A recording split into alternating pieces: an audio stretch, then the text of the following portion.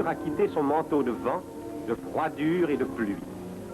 Après le long repos hivernal, la nature tout entière commence à tressaillir. Les plantes engourdies reprennent vie, les bourgeons éclatent, les feuilles s'étalent au soleil, les végétaux se parent de fleurs multicolores.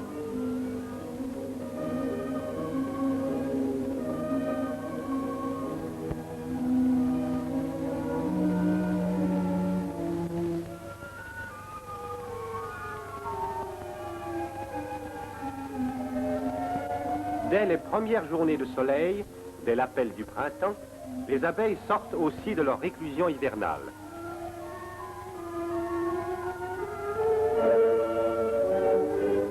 Les épineux s'inquiètent de quérir activement le pollen des fleurs, leur pain quotidien.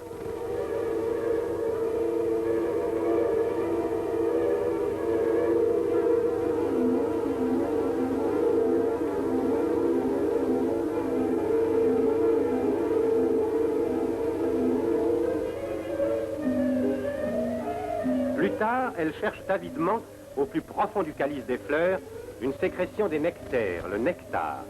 Elles s'engorgeront et le rapporteront transformé en miel dans la ruche natale. Ce miel sera la nourriture des larves et des jeunes abeilles.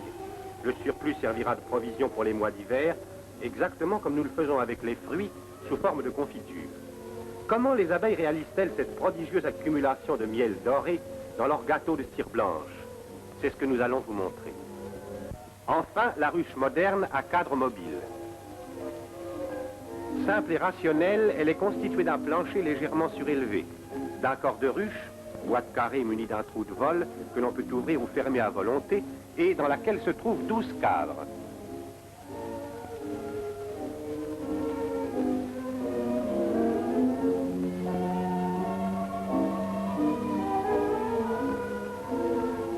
Le tout est fermé par un couvercle recouvert d'une protection quelconque contre les intempéries, feuilles de zinc ou de carton goudronné.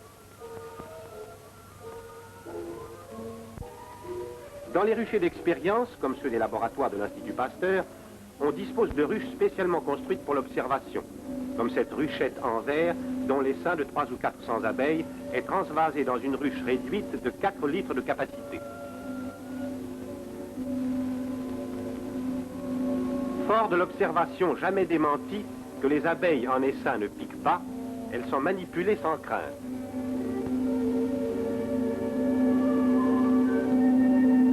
À l'opposé de ces ruches miniatures, la plus grande ruche du monde, celle du vivarium du Jardin des Plantes, forte de 300 000 abeilles, offre derrière ses parois vitrées des gâteaux de plusieurs centaines de décimètres carrés, comparables à ceux des colonies d'abeilles sauvages qui vivent en liberté dans les forêts équatoriales.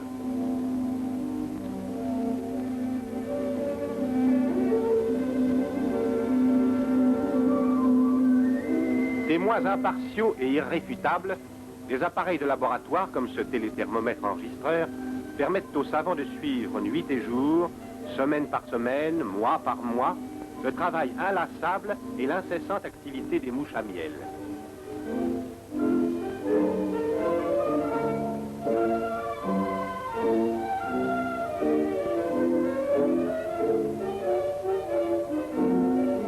Essayons maintenant, sur le vif, de pénétrer le mystère de la vie de la ruche.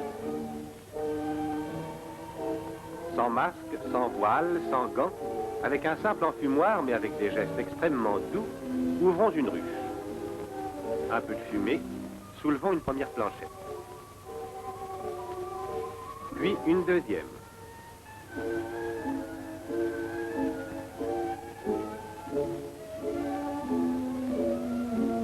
Enfin, dégageons un cadre.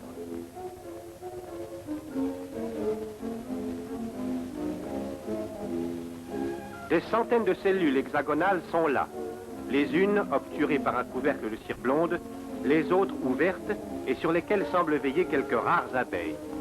Chacune de ces cellules est le berceau d'une larve.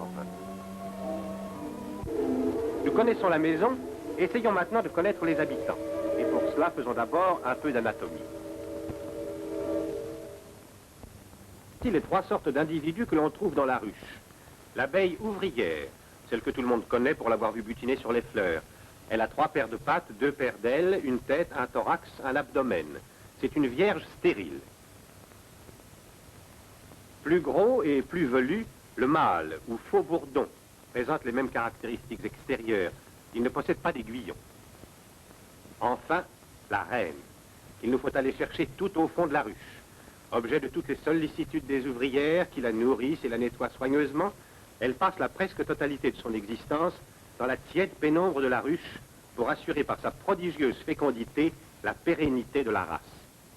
Anatomiquement, elle est plus grosse que les ouvrières et possède un abdomen plus long et plus volumineux. Ses ailes sont courtes et ne lui serviront que 2 fois au cours de sa vie, le vol nuptial et l'essaimage. Essayons de remplacer le faux merveilleux qui a été prêté aux abeilles par le merveilleux réel qui a été ignoré. Toutes les abeilles sont les filles d'une même mère, la reine. Et par le truchement du dessin animé, nous allons vous montrer cette extraordinaire usine qu'est le ventre d'une reine. Nous apercevons tout d'abord les ovaires, au nombre de plusieurs milliers, dans lesquels se forment les ovules. Les ovules, sortes de petits œufs microscopiques, descendent peu à peu par un petit conduit et viennent tomber dans un canal plus large. Au passage, une poche appelée spermathèque se contracte et un germe fécondant pénètre à l'intérieur de l'œuf. De cet œuf naîtra une larve qui se transformera en abeille femelle. Selon la nourriture que recevra cette larve, l'abeille sera soit une ouvrière stérile, soit une reine.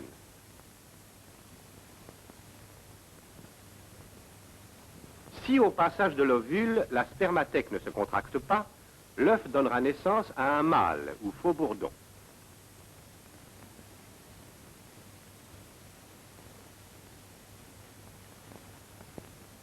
Nous avons vu que pour suivre avec plus de facilité, plus de précision aussi, la vie des abeilles, on fait usage de ruchettes. En voici une de 4 litres de capacité avec de tout petits cadres. Un peu de fumée, quelques petits coups secs, et les abeilles sont projetées devant le trou de vol où elles se rassemblent. Nous pouvons examiner le travail de la nuit. Un petit gâteau de cire blanche constitué par une infinité de cellules hexagonales d'une régularité parfaite. C'est dans ces cellules que la reine va pondre ses œufs.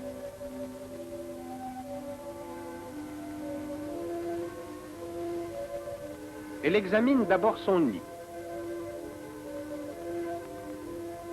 C'est la première fois qu'une caméra a pu saisir dans l'intimité même de la ruche cette scène que les apiculteurs les plus expérimentés ont rarement suivie. Puis, elle enfonce son abdomen dans la cellule. Elle cherche en tâtant le fond l'endroit le plus propice. Elle l'a trouvé. Un œuf est pondu. Le nombre des œufs pondus quotidiennement va aller en croissant pour atteindre 500 à 1000 par jour.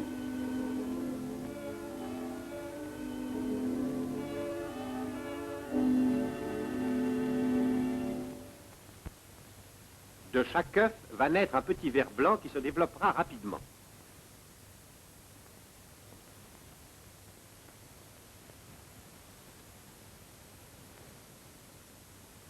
En quelques jours, la larve va remplir toute la cellule qui la contient. À ce moment, les abeilles vont fermer la cellule d'un couvercle ou opercule de cire. La larve, protégée par ce couvercle, va filer un cocon de soie et s'endormir sous forme de nymphe.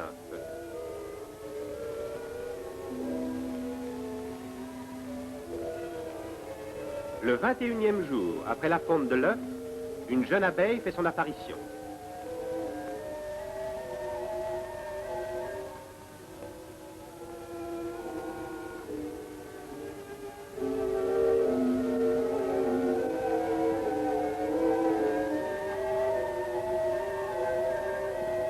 Timide et chancelante, elle fait ses premiers pas dans le grand état du peuple des abeilles.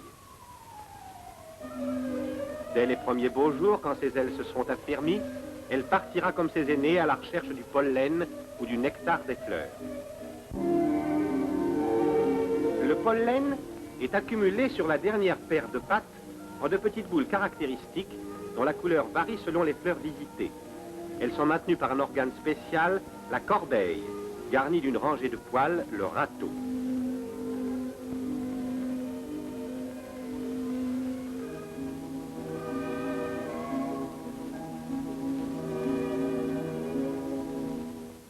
Les abeilles récoltent le nectar au moyen de leur langue en léchant les nectaires des fleurs. Elle l'accumule dans une espèce de poche, le jabot, où se fait la transformation en miel.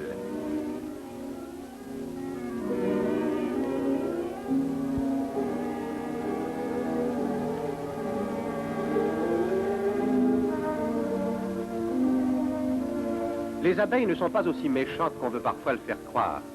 Celle-ci pourtant n'a pas hésité à piquer dans la chair tendre de l'avant-bras et prisonnière de son dard barbelé, elle cherche à se dégager. C'est une erreur de croire qu'une abeille abandonne toujours son aiguillon dans la plaie. Elle ne le fait que lorsqu'elle est affolée ou qu'une main brutale l'arrache. L'appareil avenin et parfois aussi l'intestin restent attachés au dard, tandis que les glandes, mues par un mécanisme implacable, continuent d'injecter le poison sous la peau. Cette autre abeille est tellement préoccupée de ramener sa précieuse récolte qu'elle ne songe pas à piquer le doigt qui s'offre à son aiguillon. Laissons donc cette courageuse ouvrière retourner à sa ruche, guidée par les ondes mystérieuses émises par une compagne qui bat le rappel. Inlassablement, après avoir réparti sa récolte, elle repartira vers de nouvelles fleurs.